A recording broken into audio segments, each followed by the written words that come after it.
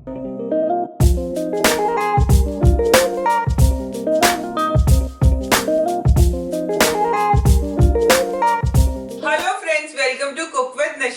Friends, आज मैं बनाने जा रही हूँ 5 तरीके के नवरात्रि स्पेशल रायते, जिन्हें आप इन व्रत या उपवास में बहुत ही आसानी से बहुत कम इंग्रेडिएंट्स के साथ घर में बनाकर खा सकते हैं। और अगर आपको मेरे ये डिफरेंट तरीके के रायते पसंद आए तो मेरी रेसिपीज को लाइक एंड शेयर जरूर करें और मेरे चैनल को सब्सक्राइब करना ना भूलें। साथ ही में बेल आइकन को प्रेस करें जिससे कि आपको मेरे हर एक वीडियो की नोटिफिकेशन सबसे पहले मिल जाए। तो चलिए सबसे पहले बनाते हैं आलू का रायता। सबसे पहले हम दही को लेके अच्छे से फेंट लेंगे जिससे कि ये स्मूथ बन जाए और इसमें कोई लम्प्स ना रहे।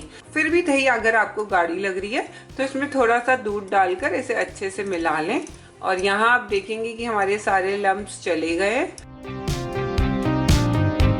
और एक बाउल में दही को ले लें और अब इसमें बॉइल्ड आलू, सेंधा नमक, बारीक कटी हुई हरी मिर्च, ब्लैक पेपर और भुना हुआ जीरा को डाल दें। आप इसमें थोड़ा सा धनिया पत्ती डालकर इसे अच्छे से मिला लें और आलू रायता बनके तैयार है। और अब बनाते हैं हम चुकंदर का रायता। और एक बाउल में दही को ले लें और अब इसमें 3 से 4 बड़े चम्मच बारीक कटा हुआ चुकंदर, 2 चम्मच बारीक कटा हुआ खीरा, बारीक कटी हुई हरी मिर्च, स्वाद अनुसार सेंधा नमक, स्वाद अनुसार काली मिर्च और भुना हुआ जीरा पाउडर डालकर इन सबको अच्छे से मिला लें। और यहाँ आप देखेंगे कि ये कितना सुंदर गुलाबी रंग आता जा रहा है चुकंदर का इसमें।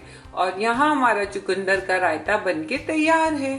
और अब हम बनाएंगे पाइनएप्पल रायता। पाइनएप्पल रायते के लिए एक मिक्सिंग बाउल में दही को ले लें और अब इसमें बारीक कटे हुए अनानास या पाइनएप्पल, 1 बड़ा चम्मच या स्वाद अनुसार चीनी, आप चाहे तो इसमें शहद भी मिला सकते हैं और ऊपर से हल्का सी काली मिर्च डालकर इन सबको मिला लें। तो लीजिए तैयार है हमारा पाइनएप्पल रायता। आप चाहे तो इसे फ्रूट रायता भी बना सकते हैं। आप इसमें सीजनल फ्रूट जैसे मैंने यहाँ पे अंगूर और अनार डाले हैं, इनको भी डालकर इसे फ्रूट रायता बना सकते हैं। और अब हम बनाएंगे मिंट या पुदीना रायता।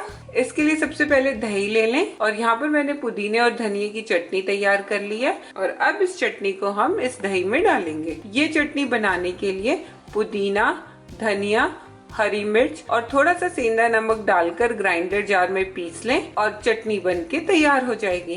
क्योंकि चटनी में नमक पहले से ही है तो आप इसमें स्वाद के अनुसार ही नमक डालें।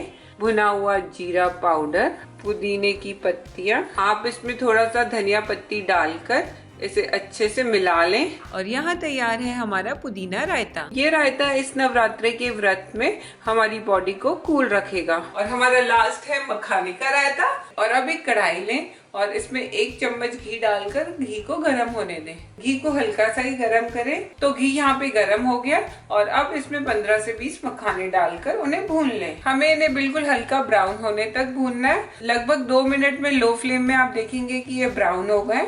तो अब आप इन्हें प्लेट में निकाल लें। इसके लिए सबसे पहले दही लें और अब उसमें भुने हुए मखाने, स्वाद अनुसार सेंधा नमक, स्वाद अनुसार बारीक कटी हुई हरी मिर्च, 1 से 2 चुटकी काली मिर्च और 1 से 2 चुटकी भुना हुआ जीरा पाउडर डालकर इन सबको आपस में मिला लें। और लीजिए इंस्टेंट मखाने का रायता बनके तैयार है। ये रायता व्रत में बहुत ही फिलिंग होता है। जिन लोगों को बहुत भूख लगती है वो इस रायते को नवरात्रों के व्रत के दौरान खा सकते हैं। आप चाहे तो इस रायते में चीनी डालकर इसे खट्टा मीठा भी बना सकते हैं। तो ये थे हमारे 5 तरीके के डिफरेंट रायते।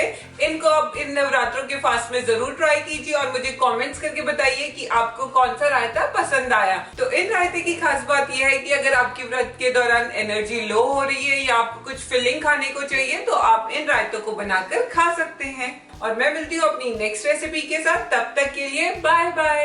और अगर आप मेरी दूसरी बनाई गई रेसिपीज देखना चाहते हैं तो स्क्रीन पर दिए गए लिंक्स को क्लिक करें और नीचे रेड बटन दबा के मुझे सब्सक्राइब करना ना भूलें।